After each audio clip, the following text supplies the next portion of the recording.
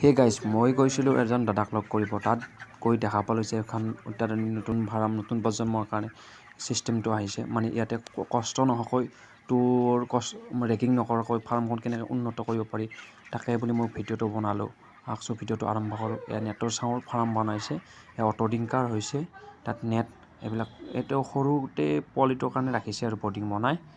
বাকী আৰু সেই ধুনীয়াকৈ চাঙৰ ওপৰত ৰাখিছে ব্ৰইলাৰবোৰ। তাতে জাষ্ট তলত প্লাষ্টিক দিছে, প্লাষ্টিকটোত গুটো পৰে আৰু চাফা কৰে।